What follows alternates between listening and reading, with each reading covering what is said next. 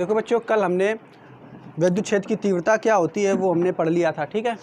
आज जो हम पढ़ेंगे वो क्या पढ़ेंगे बच्चों, बिंदु आवेश के कारण विद्युत क्षेत्र की तीव्रता। बिंदु आवेश के कारण किसी बिंदु पर विद्युत क्षेत्र की तीव्रता। तो यहाँ पे आप लोग देखिए, हमने देखा क्या बच्चों, एक आपके पास ये पॉइंट है, इस जगह पे एक बिंदु आवेश है जिसका नाम हमने रख दिया है Q, ठीक है, प्लस का Q, ये एक पॉइंट है। और इस जगह पे हमने क्या रख दिया है, एक बिंदु आवेश रख दिया है जिसका नाम है प्लस का Q।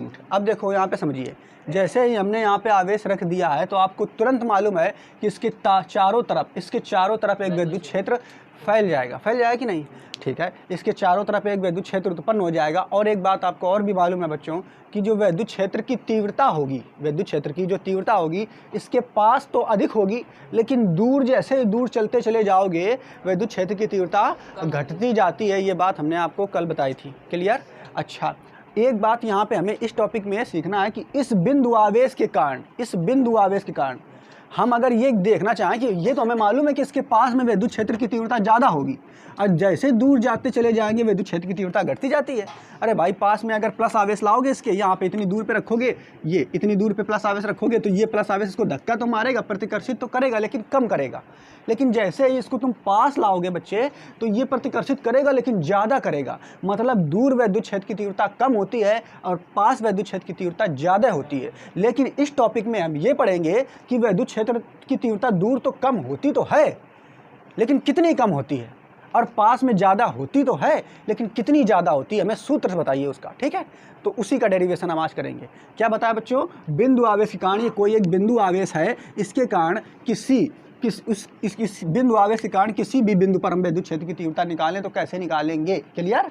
जैसे हम पूछ दें ये बिंदु आवेश है, इसके कारण यहाँ पे बताइए विद्युत क्षेत्र की तीव्रता क्या होगी, हम पूछ दें यहाँ बताओ कितनी होगी, हम पूछ दें यहाँ बताओ कितनी होगी। कई बिंदु देख रहे हैं ना, तो किसी भी बिंदु से हम पे आपसे अगर पूछ दें कि बताइए यहाँ विद्युत क्षेत्र की तीव्रता कितनी होगी, यहाँ कितनी होगी, यहाँ कितनी होगी, इससे दूरी लेकर के, मान लो यहाँ से यहाँ तक दूरी है 2 सेंटीमीटर, तो हमने कहा इस बिंदु आवेश के 2 सेंटीमीटर दूर पर विद्युत क्षेत्र की तीव्रता कितनी होगी ये बताइए। अगर हम कहते हैं यहाँ बताइए 15-20 सेंटीमीटर मान लिया है ना, तो हमने कहा 20, इस बिंदु आवेश के कारण 20 सेंटीमीटर की दूरी पर विद्युत क्षेत्र की तीव्रता कितनी होगी। ये तो तुम्हें पता है कि यहाँ पे ज़्यादा होगी, यहाँ कम होगी, लेकिन कितनी होगी अगर हमें ये निकालना है तो वही आज इस टॉपिक में हम सीखेंगे, क्लियर, ठीक। तो देखो इधर बच्चों, क्या बताया आपको कि एक ये बिंदु आवेश है, इस बिंदु आवेश को अगर देखोगे तो ये एक माध्यम में रखा हुआ है और उस माध्यम का परावैद्युतांक जो है वो कितना है, K, कितना है, K। अब हम करेंगे क्या, देखो यहाँ से एकदम बिल्कुल सीधी रेखा ले ली, बिल्कुल ये सीधी रेखा हमने इस तरीके से ले ली, ठीक।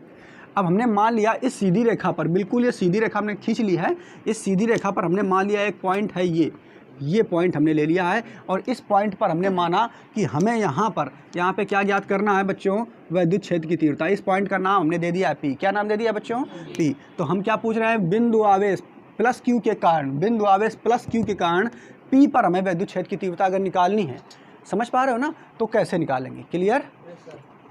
और एक विशेषता आपको याद रखनी है कि ये जो बिंदु आवेश है, इस बिंदु आवेश से इस बिंदु P की जो दूरी है वो कितनी है, वो हम मान लेते हैं यहाँ से यहाँ तक की जो दूरी है बच्चों वो है स्मॉल r। कितनी है बच्चों, स्मॉल r। यहाँ तक किसी को कोई दिक्कत नहीं है ना, ठीक। अब हमें यहाँ पे ये देखना है कि इस बिंदु आवेश के कारण, ये समझना, ये इस बिंदु आवेश के कारण इस बिंदु पर हमें विद्युत क्षेत्र की तीव्रता निकालनी है ना बच्चों। तो अब देखो यहाँ पे एक चीज़ समझिए, हम क्या मानेंगे कि यहाँ पे निकालने के लिए हमें करना क्या पड़ेगा भाई, हम कैसे पता कर पाएंगे कि यहाँ विद्युत क्षेत्र की तीव्रता कितनी है बिंदु P पर। तो हमें एक दूसरा परीक्षण आवेश लाना पड़ेगा। क्या लाना पड़ेगा, अरे भाई परीक्षण आवेश जब लाओगे यहाँ पे तभी तो तुम जान पाओगे कितना धक्का मार रहा है, कितना बल लगा रहा है ना। और एकांक धनावेश पे जो बल लगता है उसी को तो हम क्या कहते हैं बच्चों, विद्युत क्षेत्र की तीव्रता। तो इसका मतलब यहाँ पे हमें एक परीक्षण आवेश लाना पड़ेगा। तो यहाँ पे जो परीक्षण आवेश लाए हैं, मान लो बच्चों, ठीक है, यहाँ पे हम परीक्षण आवेश जो लाए हैं उसका मान जो है मान लेते हैं, उसका मान है Q0। क्या है बच्चों, परीक्षण आवेश को हम Q0 से ही मानते हैं ना, ठीक है। ये भी कैसा है, प्लस का है, कैसा है बच्चों, प्लस का है, ठीक। यहाँ तक समझ पाए, अच्छा। तो अब देखो बच्चों, इसके बाद अब क्या करेंगे, अब देखो बच्चों, अब ये देखो, एक ये प्लस का Q है, एक ये प्लस का Q0 है, ये प्लस का Q है और ये प्लस का Q0 है। दो बिंदु आवेश हो गए कि नहीं, दो बिंदु आवेश हो गए कि नहीं। अब दो बिंदु आवेशों के बीच जो लगने वाला बल होता है वो किसने बताया था, कूलाम ने बताया था ना कि दो बिंदु आवेशों के बीच कितना बल लगता है, तो कूलाम के नियम के द्वारा ये बताया गया था। तो हम यहाँ पे लिखेंगे कूलाम के नियम से, ये लिख लो, लिखोगे बिंदु आवेश प्लस क्यू द्वारा प्लस क्यू नॉट बिंदु आवेश प्लस क्यू द्वारा प्लस क्यू नॉट पर लगने वाला बल।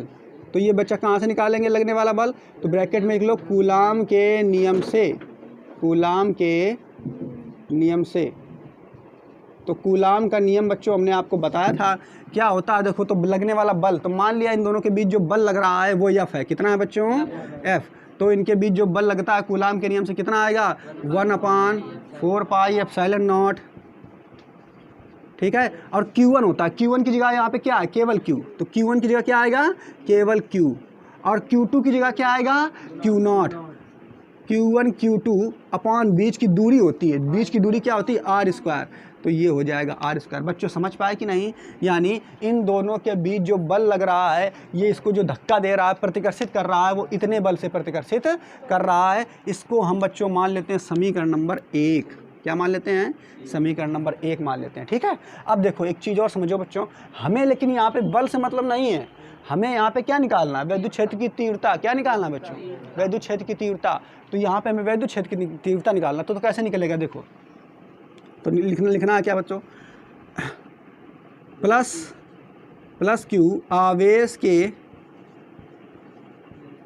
के कारण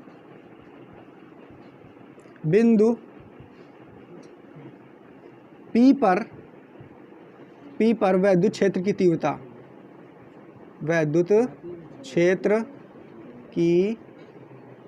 यही तो निकालना है ना हमको बच्चों। तो देखो वैद्युत क्षेत्र की तीव्रता इस बिंदु आवेश के कारण इस बिंदु पर वैद्युत क्षेत्र की तीव्रता क्या होगी, यही में निकालना है ना। तो वैद्युत क्षेत्र की तीव्रता का सूत्र क्या होता है, तो तुरंत लगा देंगे E बराबर F/Q0। यही तो होता है कि नहीं? E बराबर F/Q0। हमें ये E तो चाहिए, यहाँ पे कितना मान है यही तो चाहिए ना। तो लेकिन अब हमें इसके लिए क्या करना पड़ेगा? F का मान लिखना पड़ेगा।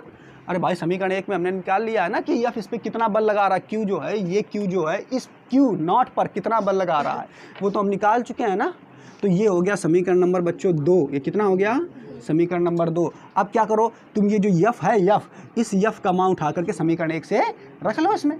तो लिखोगे यहाँ पे बच्चों क्या? समीकरण 1 से F का मान रखने पर, कहाँ पे रखने पर? सेकंड में, ठीक है, रखने पर। अब जब रखोगे बच्चों तो तुम्हारा क्या बनेगा? देखो इधर E बराबर F का मान कितना है? देखो 1/4 pi epsilon not Q into Q0 upon में R²। ये तो इतना हो गया, F का मान हो गया ये, ठीक है। अब पूरे के बटे में देखो, पूरे के बटे में Q0 है ना, तो बटे में आ जाएगा Q0। क्लियर बात समझ पाए? ये तो पूरा F की जगह मान हो गया। देखो इधर ये वाला जो मान हो गया पूरा बच्चों, ये F की जगह ये हमने रखा है ना, इसकी जगह देखो है ना, ये वाला मान उठा करके ये F की जगह रख दिया है यहाँ से, ठीक। अब क्या होगा? देखो बच्चों, Q0 से Q0 तुम्हारा जो है ये कट जाएगा कि नहीं? तो तुम्हारा जो E बराबर आएगा मान, यहाँ से देख लो बच्चों, E बराबर जो तुम्हारा मान आएगा बच्चों वो क्या आएगा? E बराबर 1/4 पाई एप्सिलॉन नॉट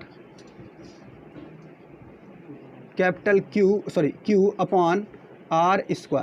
तो ये जो सूत्र निकल के आया बच्चों, यही सूत्र क्या है? किसी बिंदु आवेश के कारण किसी बिंदु पर वैद्युत क्षेत्र की तीव्रता है। और देखो ये जो 1/4 पाई एप्सिलॉन नॉट है, इसको हमने आपको बताया था, ये एक स्थिरांक का मान होता है। जो स्थिरांक परावैद्युतांक होता है उसका मान K होता है ना। तो इसकी जगह आप K नहीं लिख सकते हो? लिख सकते हो। अगर आप इसकी जगह K लिखोगे तो आपका सूत्र बच्चों ये बन जाएगा E बराबर KQ अपॉन R²। देखो इसकी जगह आप K नहीं लिख सकते हो, बताया था ना हमने।